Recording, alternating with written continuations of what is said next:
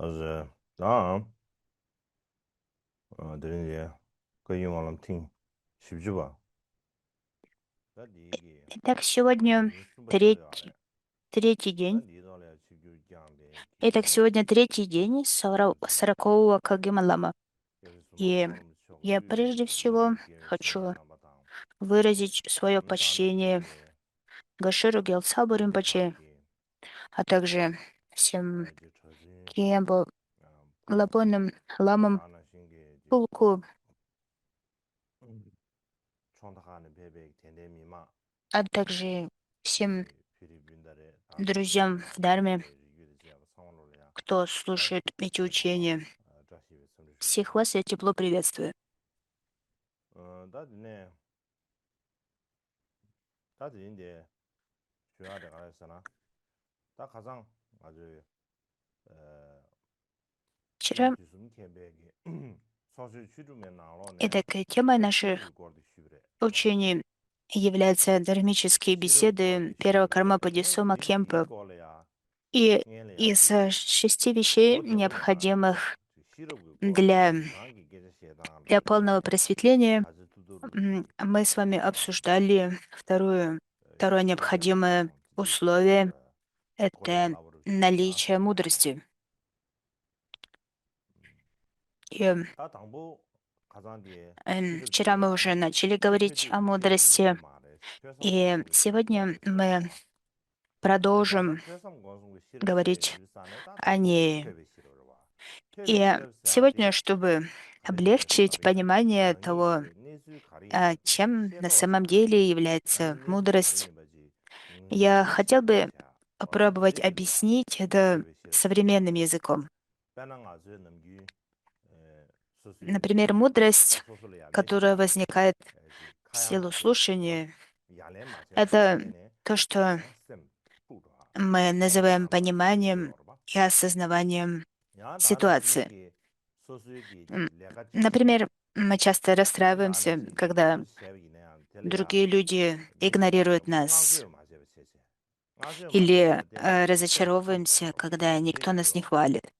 То есть у нас много возникает подобных 真的有 ситуаций. 他真的有没 И 说出来，俺是 способность 卡里面是 понять 呢，и 俺 осознать 得缺了，подобную 俺别人 ситуацию — 别为给去，没 это 去忙不 то, 起来，что 俺是老不中写写，можно сравнить с 但 мудростью, 俺是可以 которая 给 возникает в силу слушания. 说是这个 sem 出呀，就 Изучая 靠谱呢。дхарму и 就肯定写 связанные 了 с 的，ней 就属于讲不了了呀，你是 принципы, 肯定写，мы 顶俺是哈过去了，постепенно осознаем, что стоит за 但 этим 俺就 sem 出呀，老碰 расстройством 啊，и 就是讲不了 разочарованием. 了，卡里奥是那边呢，我呢学呗呢，俺就 sem 给拿了了呀，就说出来也没显得给 И, 当然就写了写了上上的，真这个 и нам 了解个也不影响，и, 俺那你当然嘛就 и 是 sem 出嘛，мы понимаем, мы 俺当然 приходим к 先给 выводу, 再就说出来呀，что 不如 на 去 самом 没 деле 写的呢，大姐了呀，мы 俺是嘛写的，расстраиваемся или 哎呢，чувствуем 俺哈不 разочарование, 了，就没 потому 搞的没 что 显得给他。наш ум 说 стремится 是两个写 получить 不写的呀，внимание 就 других 写当别 людей, 人写给 а также 了解个也不 ожидает 影响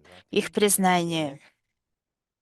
那就生怕了，Именно это является 真的有 причиной 的，того, что мы 真的就 чувствуем 是写写，看到 расстройство 老 или 碰就 разочарование. 生处过啥的，老碰不过提交 И 了卡里也不就что 哈 же 过写 стоит 的，за 那说是 этим 老重的，以 стремлением 前有句啥呢？那生 получить 出呀，就 внимание 了不起，других, 我们 либо 祖宗爷吧，ожидание их 说出来 признания? 呀，耳朵那不就也不 За, 影响，提 за 交在里 этим 面生处 стоит, 用个也不哈过写写，стоят три 真的 яда, 写写呢，три 俺就 главных омрачения, 呃。такие 生 как 出提前就 жадность, 从个 гнев и 哈过写的，заблуждение.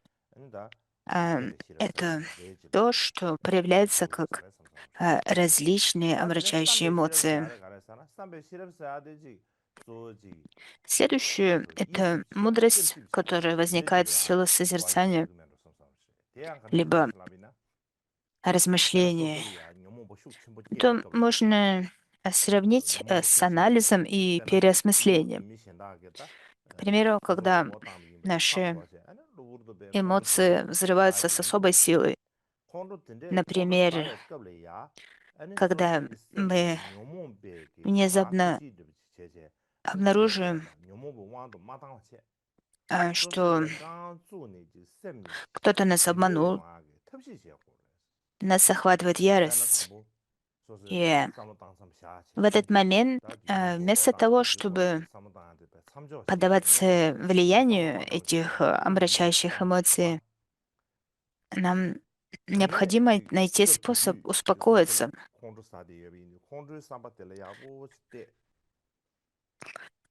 К примеру, когда, например, когда нас охватывает сильный гнев, что мы можем сделать? Нам прежде всего нужно остановиться и сделать глубокий вдох. И после этого мы можем взглянуть на эту гневную мысль, либо же поразмыслить над всей ситуацией с какой-то другой точки зрения. И когда мы делаем это, мы можем временно предотвратить эту омрачающую эмоцию, предотвратить последующее возрастание и увеличение этой омрачающей эмоции. И также мы можем не поддаться их власти.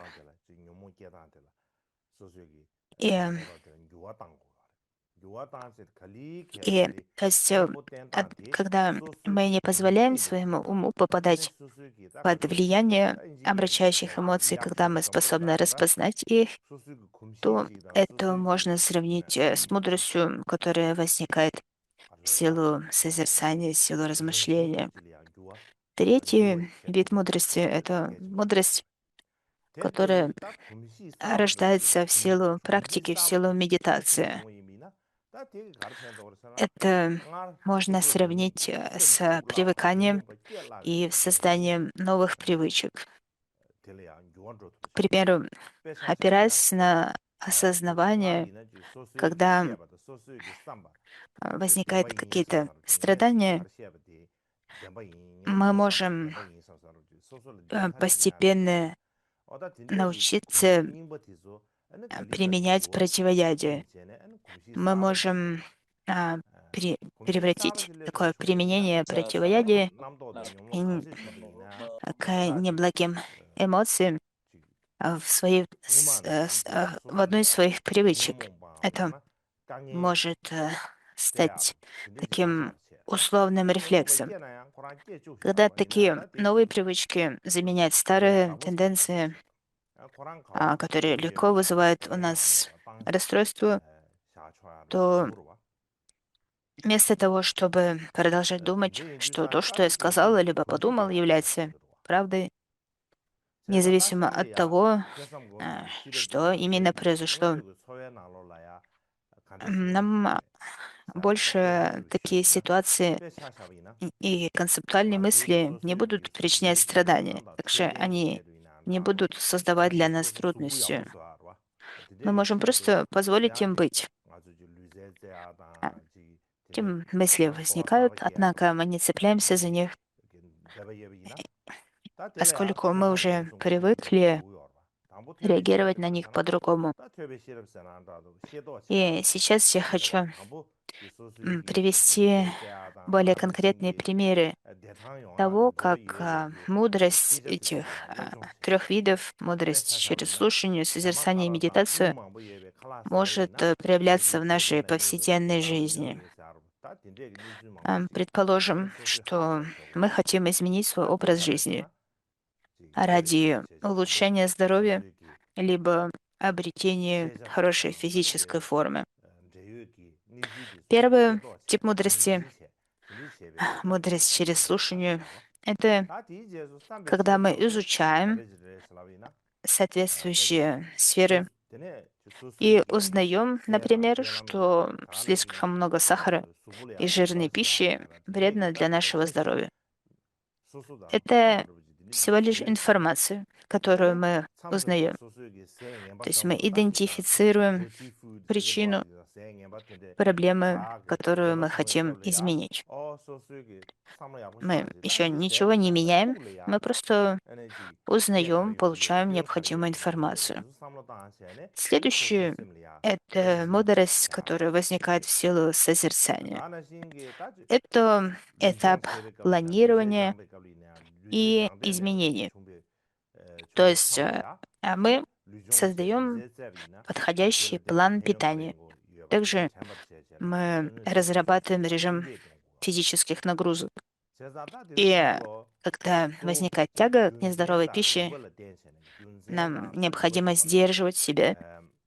Как мы можем сдерживать себя?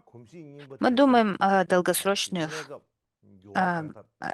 целях, долгосрочной выгоде, а также о вреде, который приводит к который наносит такая нездоровая пища. И когда мы не хотим заниматься физическими упражнениями, мы мотивируем себя. К примеру, вспоминаем о преимуществах физических упражнений. То есть на этом этапе мы используем свой ум, свою логику для того, чтобы временно устранить старые привычки. И это такой способ размышления, использования логики для того, чтобы пытаться изменить то, что мы хотим изменить. Третье — медитация, возникающая с помощью практики медитации. Это когда благодаря длительной и последовательной практике здоровое питание и регулярные физические упражнения постепенно становятся нашими повседневными привычками. Нам больше не нужно бороться с мыслями типа «я хочу съесть гамбургер» или «я хочу выпить газировки», потому что тело и ум естественным образом начинают предпочитать легкую полезную пищу и хорошее физическое состояние. А, То есть в обычных ситуациях, когда у нас возникает желание выпить Кока-Колу, то мы боремся с этим желанием. Однако, когда это уже стало привычкой не употреблять в пищу такие неполезные продукты, то нам не нужно бороться со стремлением употребить их. У нас уже есть новая привычка, есть здоровую пищу. Мы чувствуем себя хорошо, мы когда мы едим такую пищу, у нас больше энергии, больше силы. Нам нравится такое состояние. И тогда естественным образом нам не нужно заставлять себя отказываться от чего-то. Нам не нужно заставлять себя э, заниматься спортом. Все это происходит естественным образом.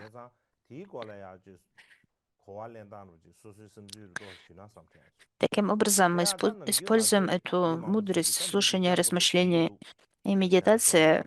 Мы можем сравнить с попыткой изменить свой образ жизни. Следующее, о чем я хотел бы сказать, когда мы говорим о мудрости, мы можем спутать ее с тем, что мы называем интеллектом. Например, кто-то умен, либо сообразителен, и это мы можем спутать с тем, что мы называем мудростью. На самом деле есть два типа разумности, и они отличаются. Я хотел бы поделиться собственным пониманием. Обычно то, что мы называем интеллектуальным развитием, измеряется с помощью IQ. Это способность к логическому мышлению, способность к обучению, к обретению знаний. Однако есть еще другой коэффициент, отличающийся от IQ. Это EQ. Это то, что измеряет эмоциональный интеллект, эмоциональное развитие. Что такое EQ, эмоциональный интеллект? Это умение, к примеру, налаживать связи с другими людьми, лидерские качества, умение управлять межличностными отношениями. Это как бы два типа разумности. IQ, EQ, они отличаются. Эти два типа интеллекта, ам, хотя они отличаются, они имеют нечто общее. В основном они сосредоточены не на внутреннем мире, а на внешнем мире вещей.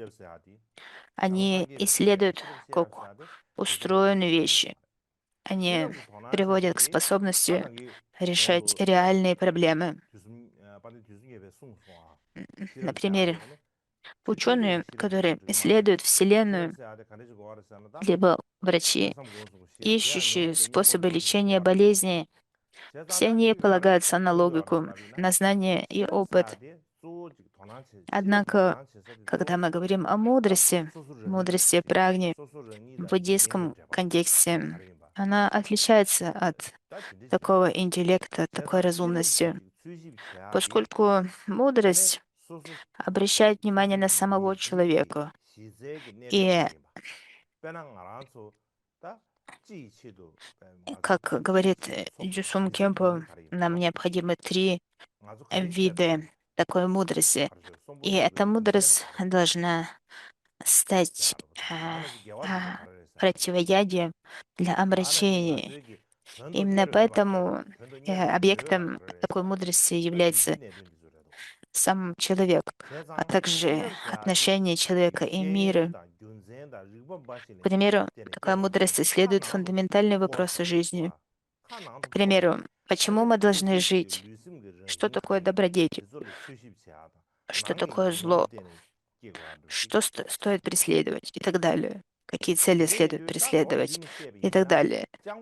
То есть такая мудрость возникает не просто из опоры на знание, логику и рассуждение, а скорее из обращения внутрь себя, для того, чтобы исследовать природу тела и ума, а также она опирается на внутренний опыт познания.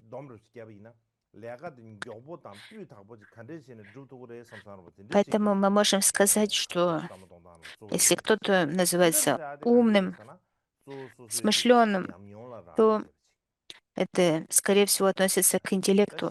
Этот интеллект опирается на образование, логику и реакции. То есть это способность к высокой эффективности, это способность решать проблемы и способность достигать краткосрочной цели. То есть основной смысл заключается в том, как быстро и как хорошо мы можем выполнить какую-то задачу. В отличие от этого, мудрость опирается на опыт. Мудрость — это обращение вовнутрь себя. И это то, как мы организуем наше внутреннее сознание. И при этом мы стремимся к обретению долгосрочного смысла и также к долгосрочному благополучию. Такая мудрость заставляет нас думать, почему мы выполняем эту задачу, которую мы выполняем, либо какая задача стоит того, чтобы ее выполнять, что хорошего в этом, а что плохого.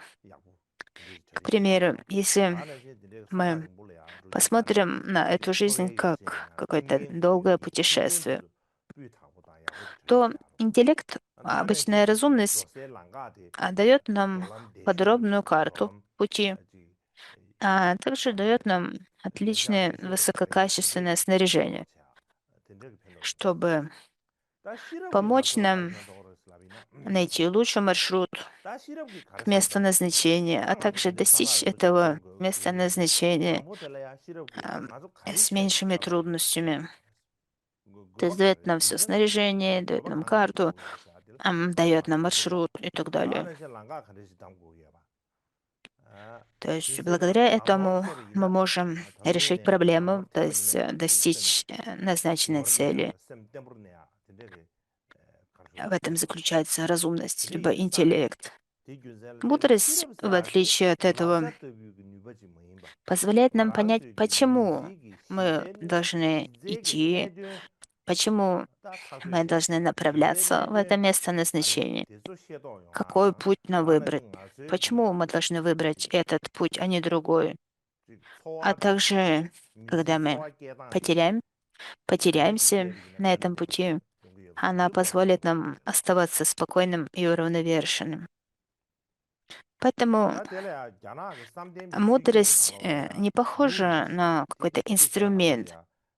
Скорее, это фундаментальный способ знания и жизни.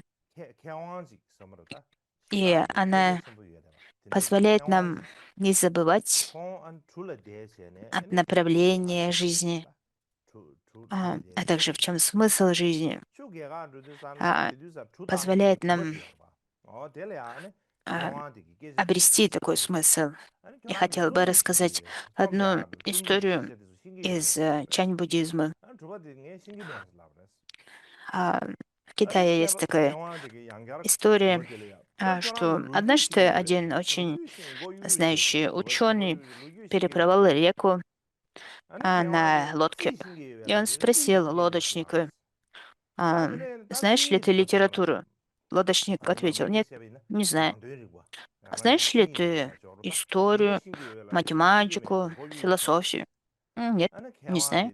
«Умеешь ли ты писать?» «Нет, не знаю». То есть на все вопросы лодочник ответил, что он всего этого не знает.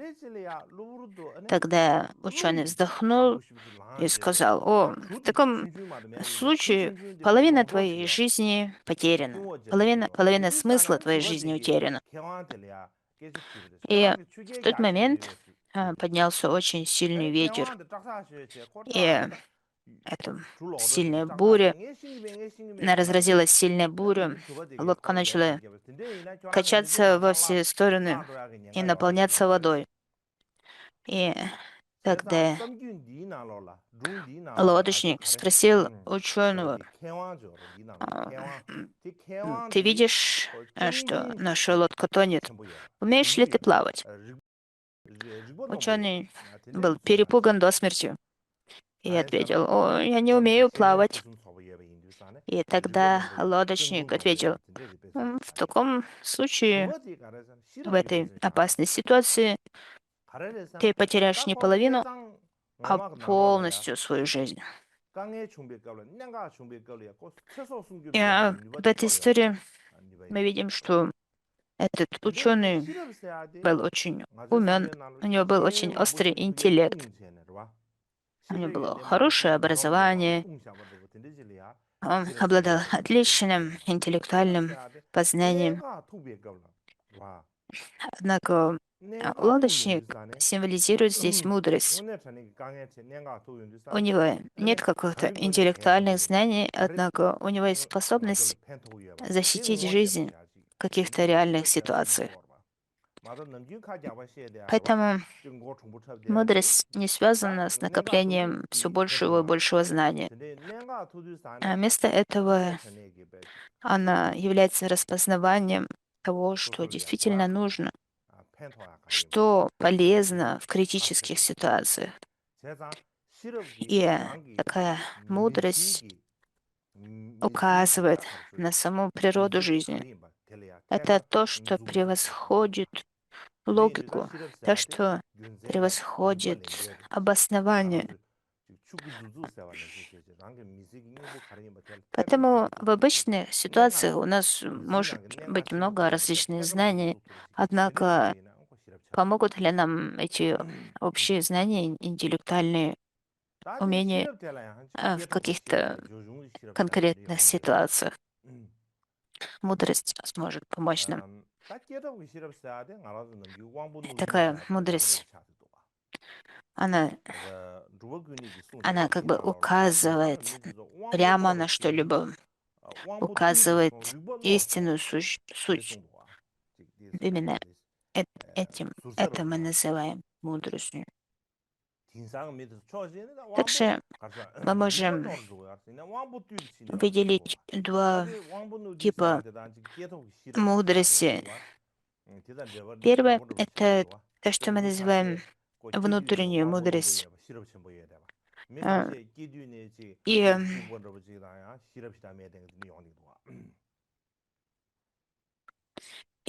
это то, о чем говорил друг по Кюнли, что у людей интеллект усиливается, однако и способность к осознаванию, наоборот, ухудшается.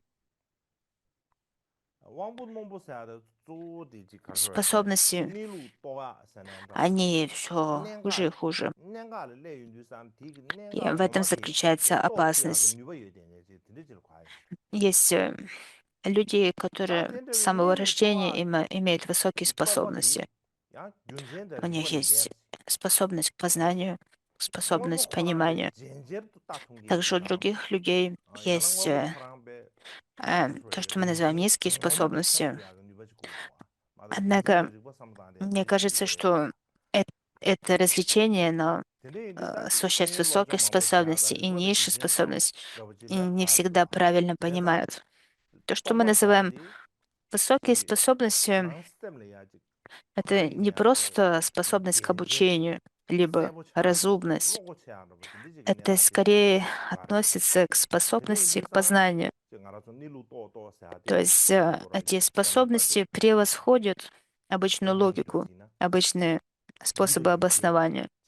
Это то, что позволяет нам взглянуть на вещи непосредственно, познать, чем они являются на самом деле. Это означает высокие способности, либо существ с высокими способностями.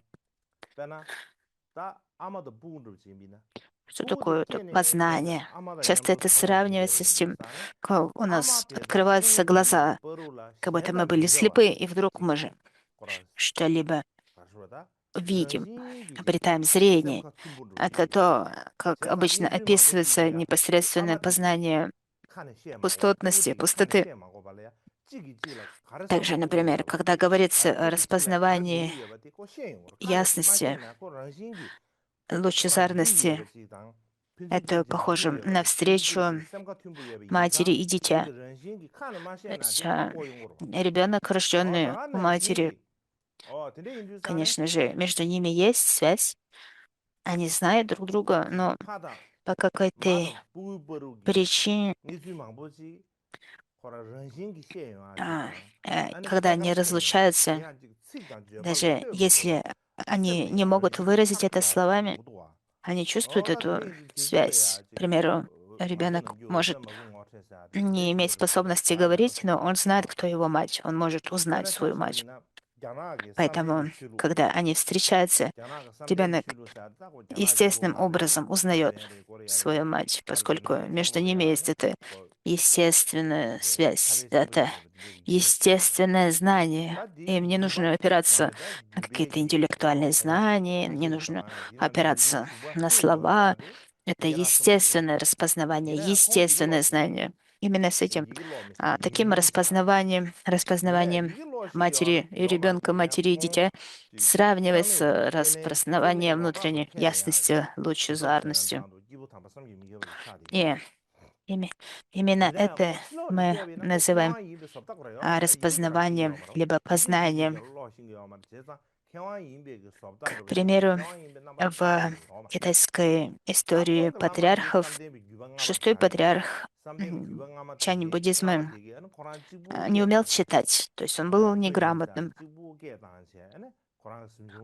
Однако все признавали его как высокореализованного мастера. То есть, если взглянуть со стороны, он не выглядел совершенно как какой-то великий ученый. Не было похоже, что он вообще знает что-либо. Он не умел читать, не мог прочитать ни одного иероглифа. Однако, когда его учитель, пятый патриарх, как-то позвал его к себе, ам, чтобы ночью изложить для него суть алмазной сутры, алмазное лезвие.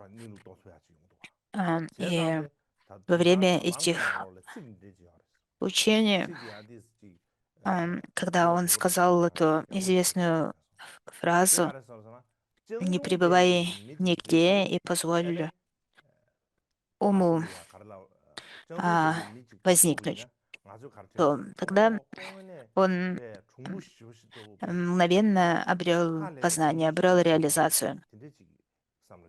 И эта реализация не связана с уровнем изучением, образованием и так далее. Это скорее об этой моментальной связи, внутренней способности. Так же, как говорится в наши дни в интернете, я прочитал, что кто такой умный человек, кто-то, кто-то очень умный. Мы думаем, он чудесно, он очень умный. А когда мы встречаем того, кто обладает познанием, тогда мы думаем, так вот, каково это, каково это на самом деле.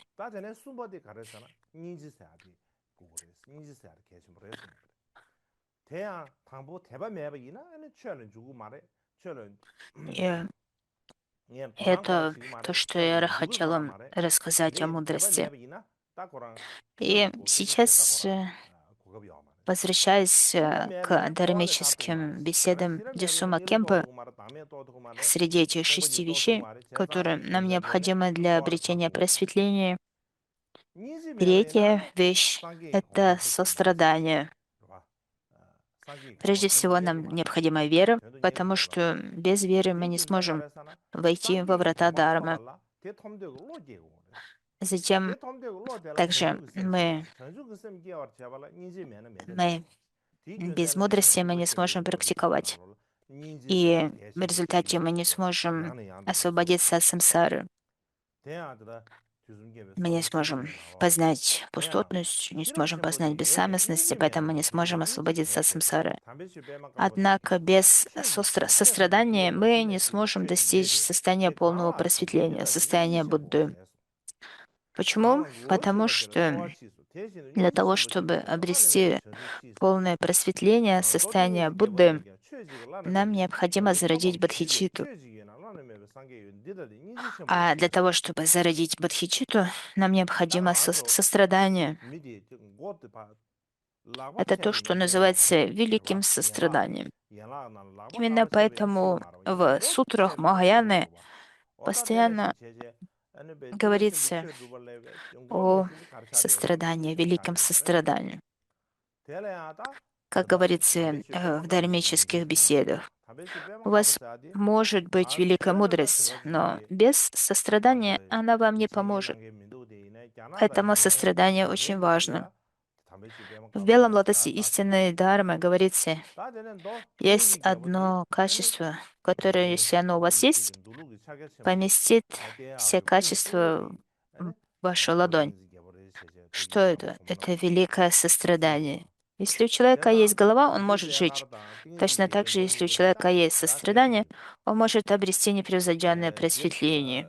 В сутре царь Самадхи говорится, можно ли достичь непревзойденного просветления с помощью одного качества? Есть такое качество. Вы достигнете непревзойденного пробуждения. Ответил Будда, если у вас есть великое сострадание. Это сутра Белого лотоса, Садарма Пундарика сутра, очень популярна в Китае, Японии, также в других странах.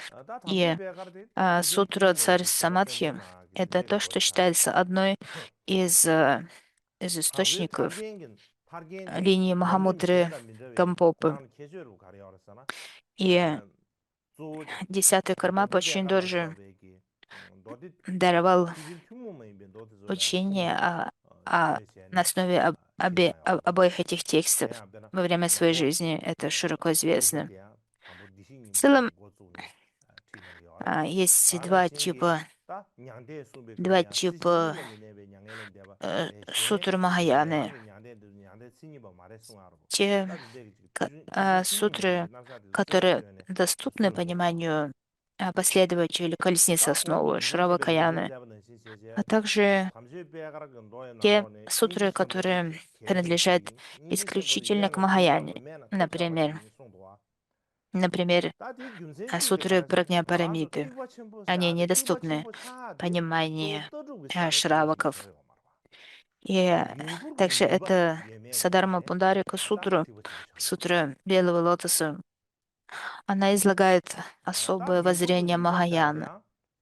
И также в драгоценной сокровищнице освобождения говорится, что этот путь Махаяна обладает особым путем, поскольку связан с такими учениями, как теми, что изложены в Садарма Пундарика Сутре. И, к примеру, это учение о нигде не пребывающей нирване, то есть свободе от двух крайностей самсары и нирваны. Это особое учение Махаяны. И как Дюсум Кемпо, который цитирует эту сутру, он обращает внимание на это великое сострадание. И говорится, что этого достаточно.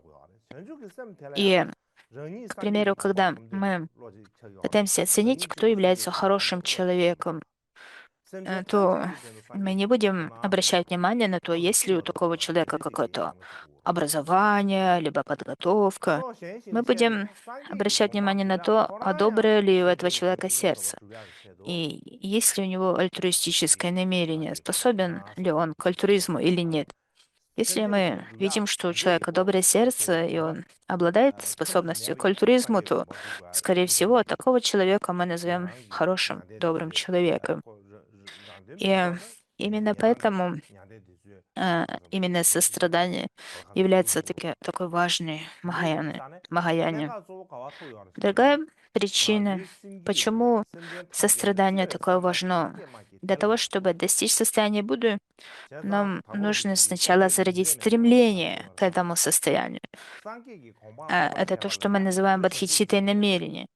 Однако бодхичитта намерение не сводится лишь к стремлению достичь просветления для себя одного. Вместо этого мы стремимся к просветлению ради блага других существ.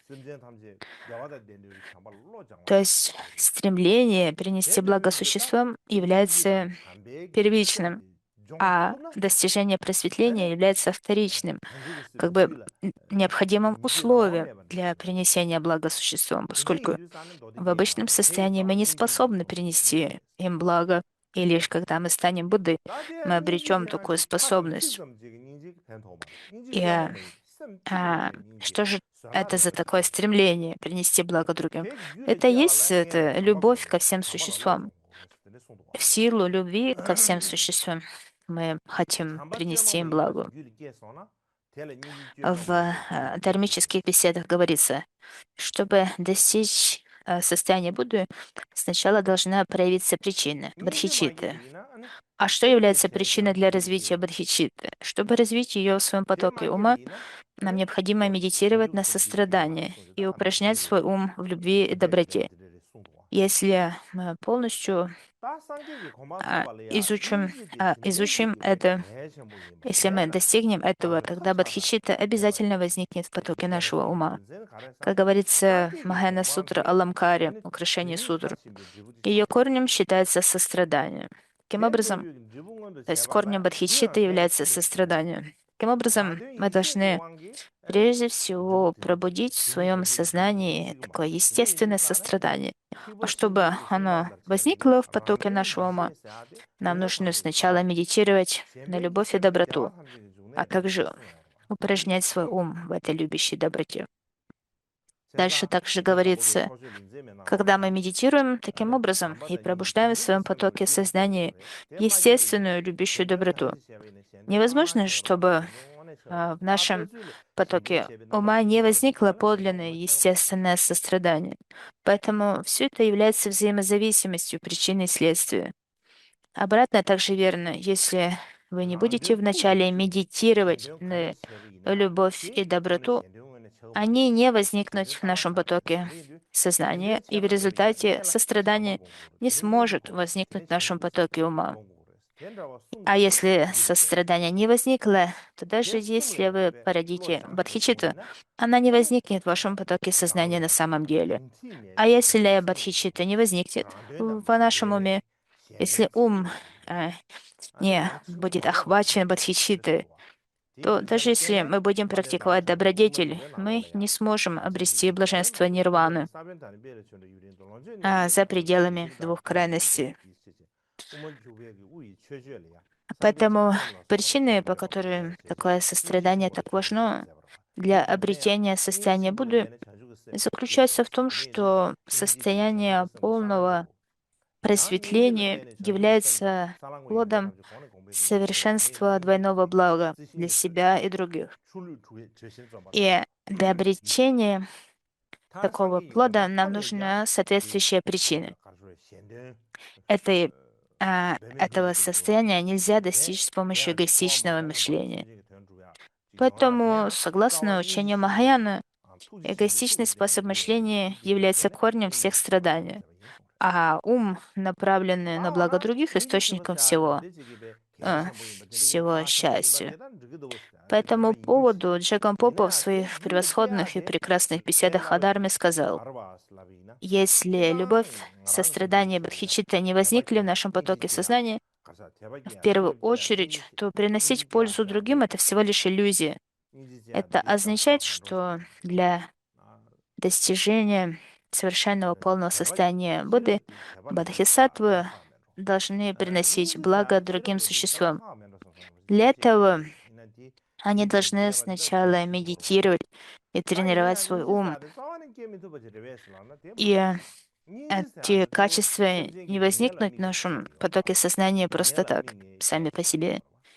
Независимо от того, насколько мы приносим благо другим, оставив свои собственные долгосрочные интересы на первое место, это не может стать путем. Это лишь иллюзия принесения пользы другим. Поэтому те, кто желает переносить благо другим, должны тренировать свой ум, развивая любовь, сострадание и бодхичитту. А как же зародить это, зародить такое сострадание? Это прежде всего созерцание страдания. Когда мы смотрим на страдания других существ, тогда чем больше мы созерцаем эти страдания, то тем больше у нас возникает желание освободить их от таких страданий. И именно поэтому нам следует обращать внимание на страдания других существ. Мы не можем игнорировать это страдание. Нам необходимо взять на себя ответственность за других существ и действительно стремиться освободить их. И тогда лишь наше сострадание сможет возрасти. И это то, что я хотел вам сказать сегодня.